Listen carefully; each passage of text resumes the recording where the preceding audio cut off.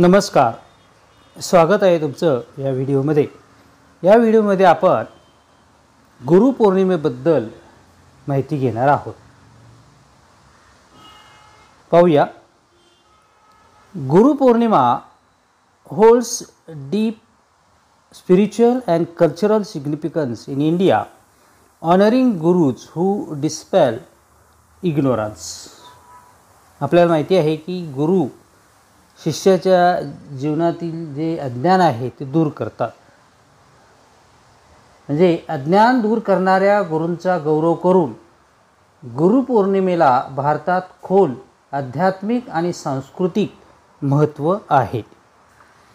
Derived from Sanskrit Guru means remover of darkness. हा जो गुरु शब्द आहे तो संस्कृत भाषेतून आलेला आहे आणि त्याचा अर्थ असा आहे की अशी व्यक्ती की जी अंधार दूर करणारी असते।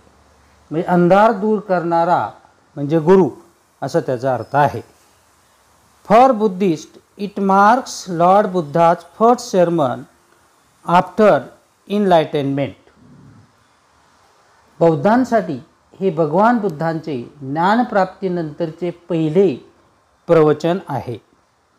In Jainism it honors Lord Mahavir who accepted his first disciple Gautam Swami. Jain धर्मात ते भगवान महावीरांना सन्मानित करते ज्यांनी या दिवशी त्यांचे पहिले शिष्य गौतम स्वामी यांना स्वीकारले। On this day Hindus celebrate Vyas Purnima in honor of sage Vyas who compiled the Mahabharata and the Vedas। Mahabharat आणि वेदांचे संकलन करणाऱ्या ऋषी व्यासांच्या सन्मानार्थ हिंदू व्यास पौर्णिमा साजरी करतात। The day allows spiritual seekers to renew their commitment to their paths and seek blessings for enlightenment। हा दिवस आध्यात्मिक साधकांना त्यांच्या मार्गांबद्दलच्या त्यांच्या वचनबद्धतेचे नूतनीकरण करण्यास आणि ज्ञानासाठी आशीर्वाद मिळवण्यास अनुमती देतो। Guru Purnima also fosters cultural unity, celebrating wisdom, knowledge and guru-disciple relationship across communities।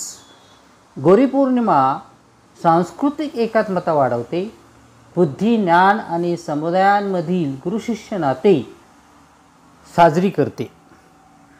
तसं गुरुपौर्णिमेचं थोडक्यात महत्त्व आहे।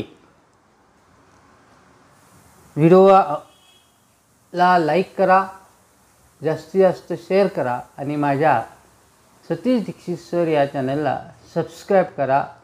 भेटूया पुढच्या व्हिडिओमध्ये। धन्यवाद।